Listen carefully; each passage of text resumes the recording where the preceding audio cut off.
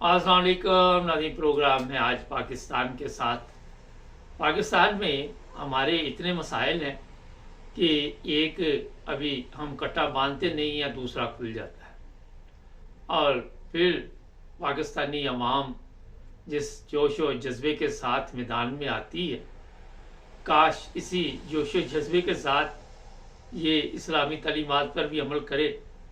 और वहाँ पे आके बयानात ऐसे दिए जाते हैं, हंसी आती है। कोई कहता है जनाब ख़त्म नबूवत पर डाका डाल गया है। मुझे ये समझ नहीं आती कि कभी नबियों की तालीम पर भी डाके डाल सकते हैं।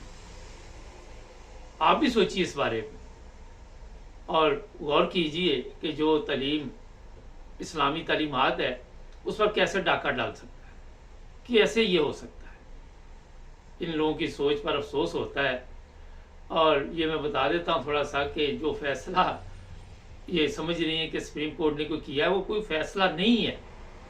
किसी ने ये समझने की कोशिश नहीं की, ना फजल रहमान ने की, ना किसी और ने की। बाकायदा तौर पर कल इस पर फिर वजाहत की गई, जो अहमदियों के मतलब रिमार्क्स दिए गए। अब लोग समझ रहे हैं उसमें कि वो जो कवानीन थे पाकिस्तान में बने हुए वो ख़त्म हो गए हैं, काजी फायज ईसा ने वो ख़त्म कर दिया। मगर ऐसा नहीं है। एक ज़मानत का मसला था, एक बंदे की ज़मानत का प्रॉब्लम था। वो सुप्रीम कोर्ट ने केस सुना और उस पर ये बताया कि जनाब जो कवानीन इस पर लगाए गए हैं वो बने बाद में है, जो दफ़ा इस पर शामिल की गई है और ये केस पहले का है। तो ये समझ नहीं सके ये लोग। बड़ा सादा सा सवाल था, मगर फौरी तौर पर ये सोशल मीडिया पे और वहाँ पे मस्जिदों में ऐलान शुरू हो गए और आकर गंदी गालियाँ देनी शुरू कर दी।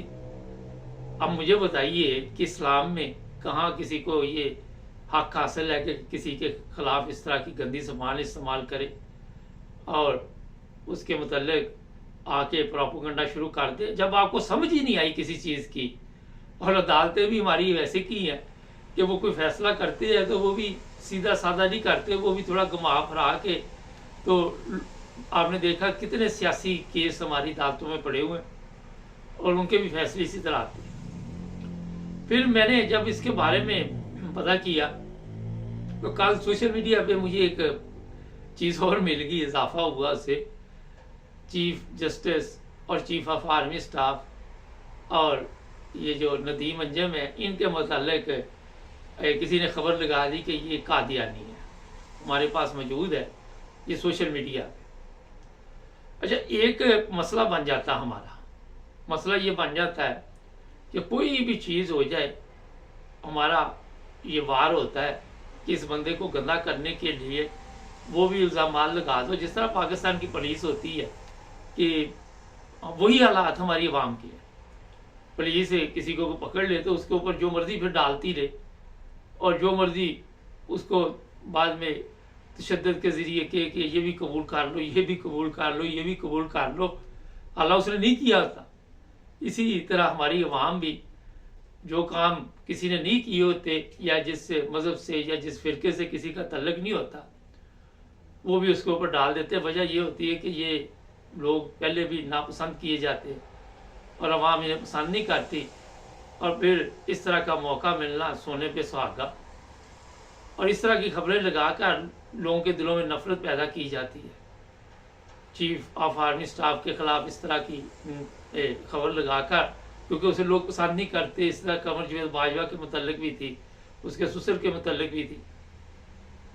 पाकिस्तान में ये सबसे सस्ता एक कारोबार है और इसके लिए थोड़ा सा भी नहीं खर्च करना पड़ता, क्योंकि हमारे लोग जो है उनमें समझ नहीं, शौर नहीं, और इसी जहालत का फ़ायदा जो है तीसरी दुनिया जो है वो भी उठाती है। आपको याद होगा कि डेनमार्क में ऐसे खाके थे जो बहुत ही तकलीफ दे थे और हमने फैसलाबाद में, पता नहीं लाहौर में स्टेट बैंक लूटना शुरू कर दिया था। अकल नहीं है ना, प्रॉब्लम डेनमार्क में चली है। बैंक हम अपने लूट रहे, यहाँ से आप हिसाब लगा ले, अपने घरों को आग लगा रहे, अपनी दुकानों को आग लगा रहे कि हम कितने अक्लमंद लोग हैं, कितने हम इंक्वायरी करके कितना शौर हमारी कौम में आ चुका है। ये जहालत का वो म्यार है मेरा ख्याल कि इससे आगे अब जरूरत नहीं जहालत में जाने की। अब ये चीज़ें जब आपने कौम के सामने पेश करनी है, मतलब ये होता है जिस तरह सलमान तसीर को उसके गार्ड ने कत्ल कर दिया था, इसी तरह चीफ ऑफ आर्मी स्टाफ के इर्द गिर्द कोई ऐसा जो बंदा होगा जो मजहबी तौर पर जिसको इतनी समझ नहीं होगी, या चीफ जस्टिस के पास होगा, या जो जिन लोगों के ये नाम ले लें, मकसद ये होता है कि हम तो वहाँ तक पहुँचते नहीं, इनके ज़रिए इनके दिलों में ऐसी नफरत डाल दो कि ये भी जज्बात में आकर फिर तकरीरों में ये बताया जा रहा है कि जनाब वो जो कादरी ने किया था वो हम करेंगे। अब जितने लोग यहाँ पे आए हुए हैं वो हल्फिया ये बयान नहीं दे सकते कि वो इस्लाम के मुताबिक ज़िंदगी गुजार रहे हैं, ये हो ही नहीं सकता। पाकिस्तान में अगर 20-30% भी लोग इस्लाम के मुताबिक ज़िंदगी गुजार रहे होते तो आज पाकिस्तान बेकारी ना होता, आज पाकिस्तान की ये हालत ना होती। आज पाकिस्तान में रहना पाकिस्तानी पसंद नहीं करता। अगर 20-30% लोग होते तो गुजारा दूसरों को समझाते, मगर इतने लोग भी नहीं। फजल रहमान जैसे लोग जिसका बाप खुद आप सबके पता है कि पाकिस्तान बनाने के खिलाफ था, ये लोग तो फौरी तौर पर इस तरह के मौके की तलाश में होती। आपको मैं ये बता देता हूँ कि जब आप रिसर्च करेंगे कहीं पे भी जाके पाकिस्तान की जो सही हिस्ट्री है वो पढ़ेंगे तो उसमें आपको पता चलेगा कि अहमदियों का किरदार क्या था वहाँ। जब पाकिस्तान बना तो पाकिस्तान के पहले वजीर खारजा सर ज़फ़रुल्लाह खान, जिन्हें आज भी याद दुनिया करती है, उसके बाद कई वजीर खारजा है, किसी का नाम नहीं आपको पता होगा, किसी को आम बंदे को उसका नाम पता नहीं होगा, या इंटरनेशनल लेवल पे उसका नाम नहीं लिया जाएगा, क्योंकि जो सर ज़फ़रुल्लाह खान थे उनके कारनामे ऐसे हैं। पाकिस्तान जब बना उसके बाद भी उन्होंने ऐसे काम किए। मैं दमिश्क में मराकश गया हुआ था, वहाँ पे भी उनका जिक्र हो रहा था। इतनी बड़ी स्टोरी है कि इस पर अगर बात करेंगे तो बात कहीं से कहीं निकल जाएगी। फिर डॉक्टर अब्दुल सलाम है, आपने पाकिस्तानी कौम को उनसे भी कोई फ़ायदा उठाने नहीं दिया गया, क्योंकि कौम को हम जहालत में रखना चाह रहे थे और सिर्फ मजहबी नफरत की वजह से उनको भी पाकिस्तान में मेरा ख्याल है कि रहना पसंद नहीं था। खैर, ये चीज़ें इसलिए मैं बता रहा हूँ आपको कि जब आप पाकिस्तान की हिस्ट्री देखें तो वहाँ पे ऐसे बेशुमार लोग मिलेंगे जो पाकिस्तान की जब जंग हुई सन 65 की तो उसमें भी उनके नाम हैं और बड़े बड़े नाम हैं, और लोग आज उस पर प्रोग्राम भी करते हैं यूट्यूब पर। वो अहमदी थे, लेकिन फिर भुट्टो साहब आ गए। 74 में भुट्टो साहब जब आए तो जो हमारे उलमा हैं उन्होंने भुट्टो साहब से जो काम करवाना था वो करवाने के लिए उन्हें भी मुख्तलिफ़ किस्म के सबक दिखाए गए। लेकिन जब भुट्टो साहब ने पार्लियामेंट से अहमदियों को गैर मुस्लिम क्लियर करार दे दिया, उसके बाद उन्हीं मौलवियों ने भुट्टो साहब का क्या हशर किया। भुट्टो साहब के साथ वो सलूक हुआ, कोई उनको बचाने वाला नहीं था, कोई उनकी मदद करने वाला नहीं था। जुल्फ़िकार अली भुट्टो जो दुनिया की नज़रों में आप सबके इल्म में है कि एक लीडर था, उसको एक गंदे कमरे में रखा गया।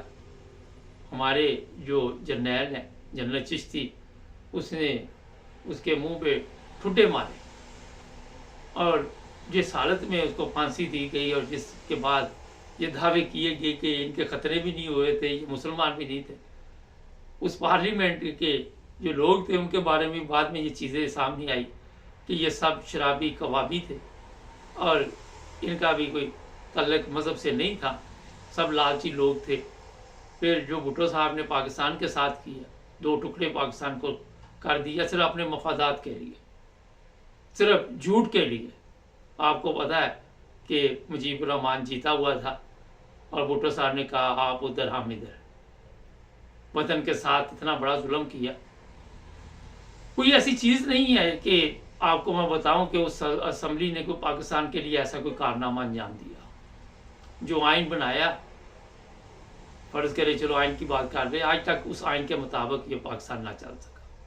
बाद में जो तब्दीली की गई आइन में, उसमें भी आप सबको पता है कि पाकिस्तान के हालात दिन ब दिन बदतर होते गए। हम ऐसी मजहबी नफरत में पड़ गए, जो सीधा रास्ता था उससे भटक गए, और आहिस्ता आहिस्ता मज़हब के नाम पे हमारी धरती पे आए दिन खून बहने लगा।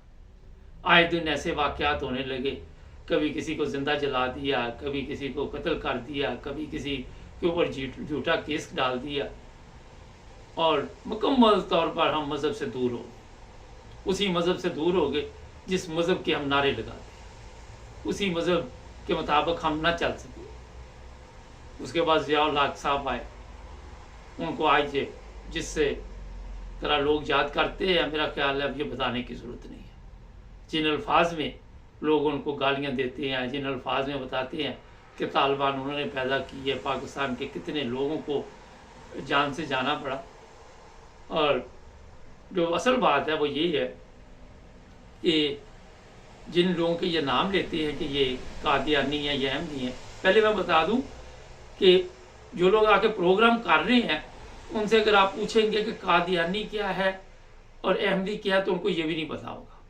मैं 100% आपको गारंटी के साथ बताना चाहता हूँ। 80% लोगों को ये पता नहीं होगा, सिर्फ उन लोगों को पता होगा जो इस पर तालीम हासिल करती है, कोई गहरा प्रोपेगेंडा करने के लिए। कादियान एक शहर का नाम है और लोगों को ये भी नहीं पता। ऐसे ही जैसे आप लाहौर में रहते हैं तो ये लाहौरी है, ये फैसलाबादी है, ये मुल्तानी है। तो जो कादियान में जो मैंने इंक्वायरी की तो वहाँ पे सरदार भी रहते हैं, हिंदू भी रहते हैं, ईसाई भी रहते हैं, अहमदी भी रहते हैं, हर फिरके के लोग वहाँ पे रहते हैं, हर मज़हब के लोग रहते हैं। जो असल बात अब मैं आपको बता रहा हूँ वो ये है कि ये जनाब जिन लोगों के नाम ये ले रहे हैं ये अहमदी नहीं है। जब आप किसी पे इल्ज़ाम लगाएं, सिर्फ इसलिए इल्ज़ाम लगा रहे हैं कि इनको कोई ना कोई ऐसा मसला डाल दिया जाए जिस तरह सलमान तसीर के ऊपर डाला था, तो बड़े ही अफसोस की बात है, बड़े ही दुख की बात है।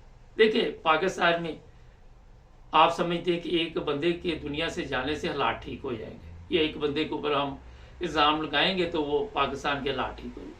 जब आपकी हर जगह पे पाकिस्तान के दुश्मन मौजूद होंगे, आप किसी जगह पे भी चले जाए तो आप एक को रास्ते से टाएंगे, वो दूसरा सामने आ जाता है।